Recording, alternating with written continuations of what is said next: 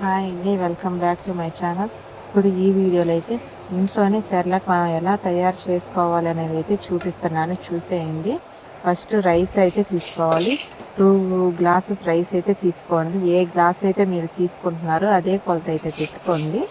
నేను 2 glass rice అయితే తీసుకున్నాను. బాగా కడిగేసి ఆరబెట్టుకున్నాను బియ్యము.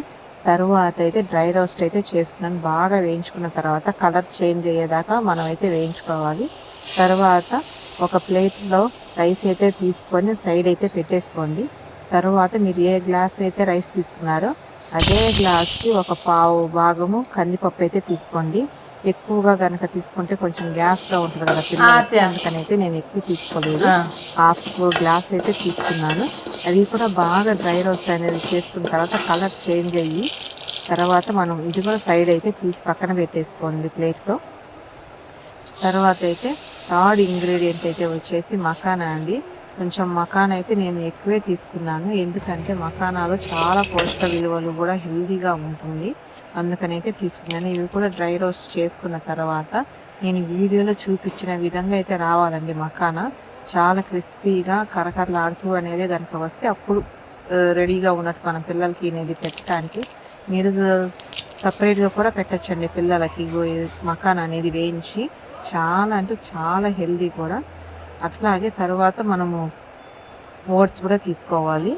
ఓట్స్ మీకు ఏ బ్రాండ్ అయితే అవైలబుల్గా కనుక ఉంటే ఆ బ్రాండ్ అనేది అయితే తీసుకోండి. నాకు ఈ బ్రాండ్ అవైలబుల్గా ఉంది, నేను ఇది తీసుకున్నాను. అదే 1 గ్లాస్ అయితే తీసుకున్నాను ఓట్స్ కూడా, ఎందుకంటే ఇది కూడా కొంచెం హెల్దీ, త్వరగా అరుగుతుంది పిల్లలకి అని చెప్పేసి. ఇవి కూడా కొంచెం కలర్ చేంజ్ అయ్యేదాకా అయితే మనం వేయించుకోవాలి. ఇవి కూడా తీసి పక్కన పెట్టేసుకోండి. నేనైతే డైలీ 2 టైమ్స్ అయితే పెట్టేదానండి సెర్లాక్ పిల్లలకి. దీన్ని ఉగ్గని కూడా అంటారు చాలామంది. ఆఫ్టర్నూన్ ఒకసారి, ఈవినింగ్ ఒకసారి అయితే పెట్టేదానండి. ఇది చాలా అంటే చాలా హెల్దీ కూడా, పిల్లలకి చాలా బలం కూడా.